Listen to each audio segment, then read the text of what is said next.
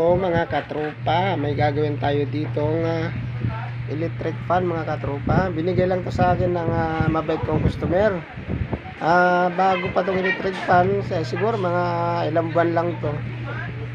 Bibili lang ko ng bago. Ngayon, nakagawa kasi ako ng aircon sa kanya. Binigay na lang sa akin, hinatid dito sa bahay mga katropa. Ayan, hinatid tong electric fan, tapos binigay na sa akin. Napakabait ng customer ko. Yan, ito po mga electric fan. Gagawin ko natin mga katropa. Tatanggal ko ng tornilyo. Yan. Yan, oh, napakarumi pala.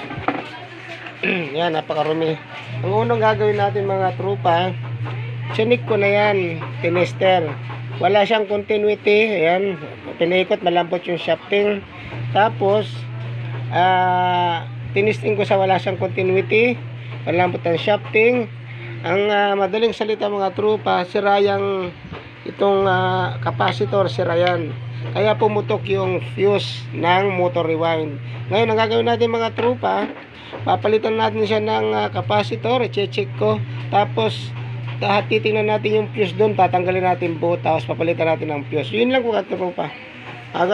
Babalik tayo mamaya, ibigay ko update mga tropa. So mga tropa, tingnan nyo ba itong ginagawa natin electric fan. Tuturo sa'yo paano mag-test ng motor rewind kung buo o hindi. Mga tropa, puputulin mo itong linya na to, yan galing sa loob ng mga katropa. Yan, ito magkasama line 1 ng wire sa extension.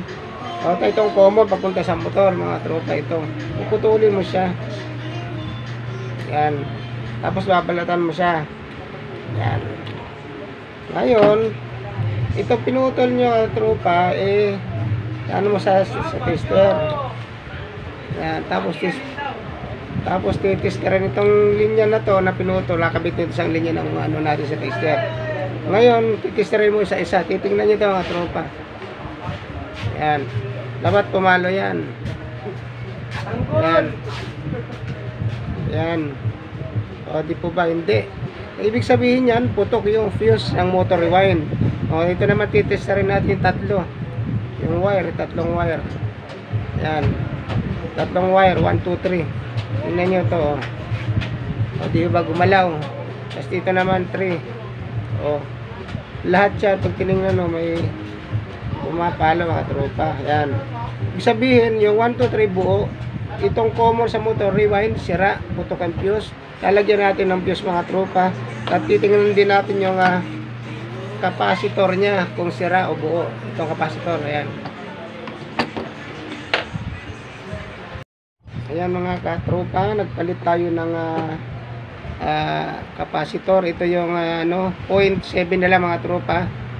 Pero dapat yan 1.5 UF. Ito bago to, 1.5 UF to mga tropa. Pinalitan ko, tiglagyan ko, hindi ko na hinalagay ko ng terminal clip, masik pang capacitor. Ngayon, dahil mahina siya, kaya pumutok yung fuse mga tropa. Ngayon, para hindi tayo magbukas ng fuse, yung ibang mga rewind kasi ngayon mga tropa, wala na siyang fuse. Pwede naman to walang fuse ha. Hindi ko sinasabi wag nyo lagyan ng fuse. Pero sa akin, nagagawa ko na to, hindi naman nagluluko. Dahil pumutok po yung fuse, hindi na tayo magbubukas ang motor rewind. Tuturo po sa inyo. Yan. Meron na pong isang jumper wire mga katropa. Jumper wire yan dito sa dalawang capacitor yan mga katropa. Yan, dalawang capacitor yan. Ayan, dito maglalagay ka isa dito wire. Ayan, pwedeng pagbalik ka ng ikot katropa, pwede may lipat dito pag nag-reverse ang ikot. Ngayon, nilalagay, isasama mo siya dito sa dito sa live wire, common wire ng rewind. Yan, isasama mo siya. Naka jumper yan mga tropa. Yan. Tapos yung dating pinutol mo dito, ito sa extension, pagsama mo uli, bali magiging tatlo siyang wire. Ayan, jumper wire siya mga katropa. Ngayon, bypass na yung fuse. Kasi sa ngayon pagbulikan ng motor rewind, wala lang fuse mga katropa. Hindi ko naman sinasabi wag kayo maglagay ng fuse, pero sa akin nagagawa ko to, hindi nalagyan fuse. Basta papalitan mo bushing shafting, okay na yan. Ngayon, i-tester natin mga katropa.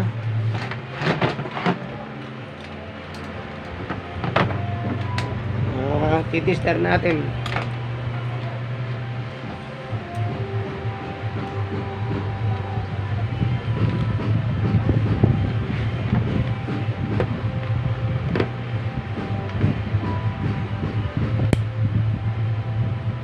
Mga tropa, para makita nyo, pipihitin ko dito. Ayan.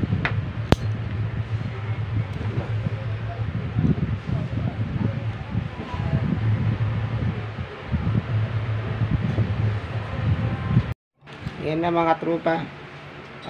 Hindi ko makuhanan ng tester kasi kat mga tropa, dahil may kalawang, wala akong liha, hindi gano'n sa pumapalo. Ngayon ididirect natin, sasaksak natin sa 220 volts. Tingnan natin maandar mga tropa. Hindi na natin pinadaan na sa fuse kasi parang hindi tayo magkalas. Pag bumili ka ng rewind game mga kayo, mga katropa, wala nang fuse. Depende kung lalagyan mo ng fuse. Saksak natin mga tropa. Ito, saksak natin. Ayan. Tapos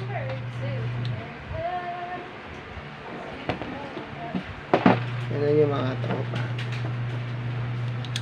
Ayan. Kahit ano nga yung ano, lumuluwag yung saksakan. Mga tropa.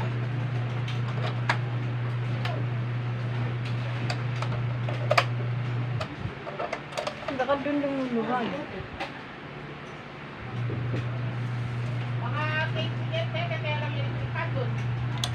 Ayan. Ayan. Maandar na siya. Gagawin natin, siswing natin. Ayan. Ganun lang po. Sana yung mga baguhan technician, sana may natutunan kayo sa paggawa ng electric fan. Una-una gagawin nyo, palitan muna siya ng capacitor. Tapos dapat may tester ka, malalaman mo kung may continuity. Maraming salamat po mga katrupa.